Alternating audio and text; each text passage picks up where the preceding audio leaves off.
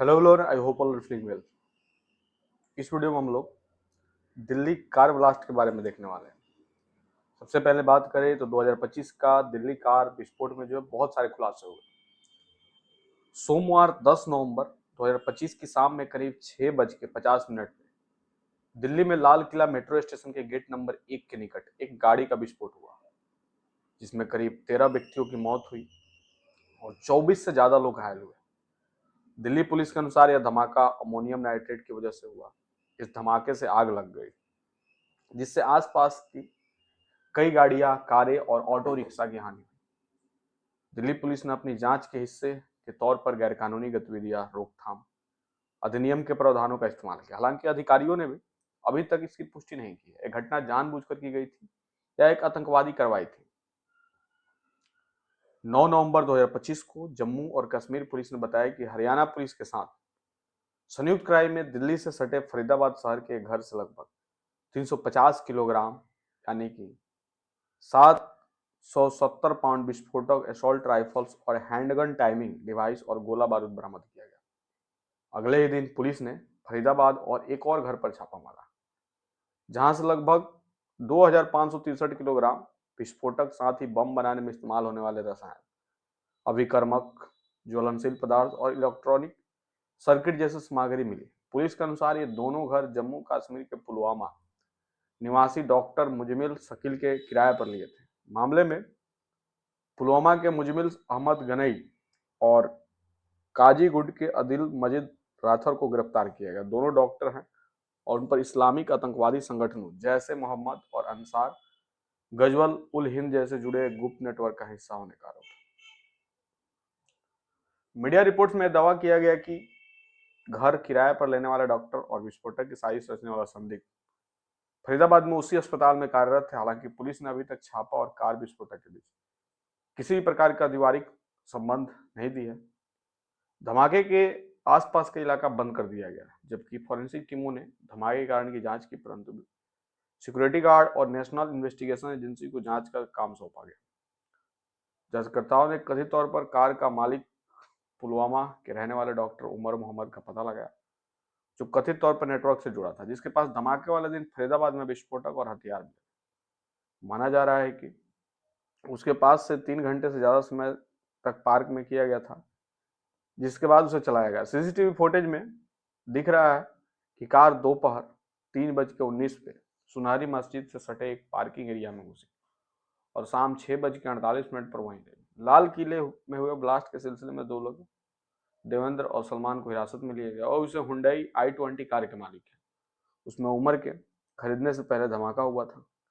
Delhi police की शुरुआती जांच में अंदाजा लगाया गया कि यह धमाका एक फिदायी आत्मघाती बम हमला था। पुलिस और प्रत्यक्षदर्शियों के अनुसार विस्फोटक की तीव्रता इतनी अधिक थी कि मुख्य कार पूरी तरह से नष्ट हो गई और आसपास खड़ी लगभग 1 दर्जन गाड़ियां में आग लग गई। धमाका कई सौ मीटर तक सुना गया और आसपास की इमारतों की खिड़कियों के शीशे टूट गए। दिल्ली अग्निशमन सेवा ने बताया कि उसे शाम 6:50 से लेकर 7:05 तक के बीच कई कॉल प्राप्त हुए, जिसके बाद 7 दमकल गाड़ियां मौके पर भेजी गई। एक अधिकारी के अनुसार शाम 7:29 पर काबू पा लिया गया था और अग्निशमन विभाग ने पुष्टि की कि विस्फोटक और उसके बाद लगी 6 कारें, 2 ई रिक्शा और एक ऑटो ई रिक्शा पूरी तरह जल गए। इस घटना में 13 लोगों की मौत हो गई, जबकि 20 से अधिक लोग घायल हो गए। घायलों को लोक नायक अस्पताल में भर्ती कराया गया।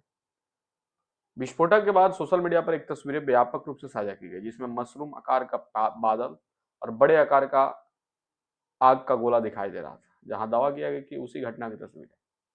हालांकि प्रेस सूचना ब्यूरो पीआईबी ने इसे गलत बताते हुए स्पष्ट किया कि वायरल तस्वीर वास्तव 27 सितंबर 2024 को बेरूत में हुए हवाई हमले की।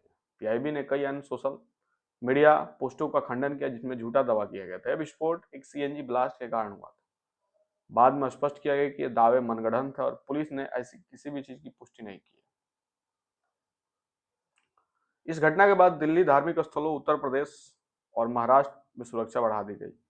प्रधानमंत्री नरेंद्र मोदी ने तुरंत इस घटना के बारे में जानकारी ली और उन्होंने केंद्रीय गृह मंत्री अमित शाह से फोन पर बात की। पूरी स्थिति के बारे में विस्तार से जानकारी ली और उनका जायजा लिया। बाद में एक्स पर पोस्ट में उन्होंने मृतकों के परिवार के प्रति संवेदना व्यक्त की और घायलों को जल्द ठीक होने की कामना की।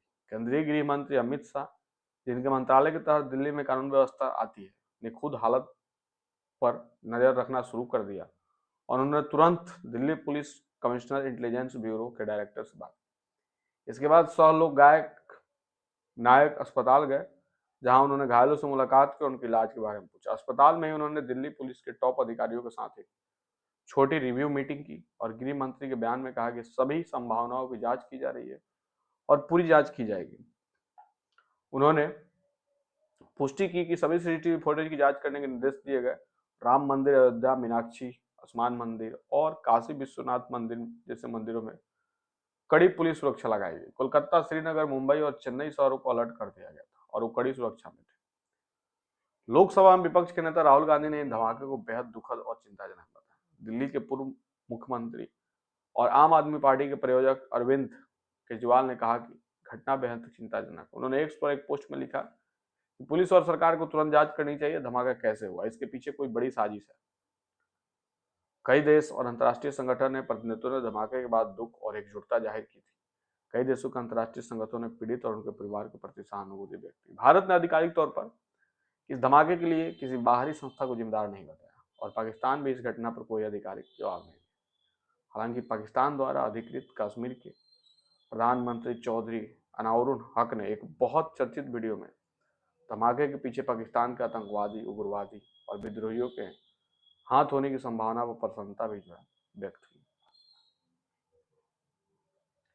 तो ये थी दिल्ली ब्लास्ट से रिलेटेड इन्फॉर्मेशन। आई होप आपको काफी बढ़िया लगा होगा।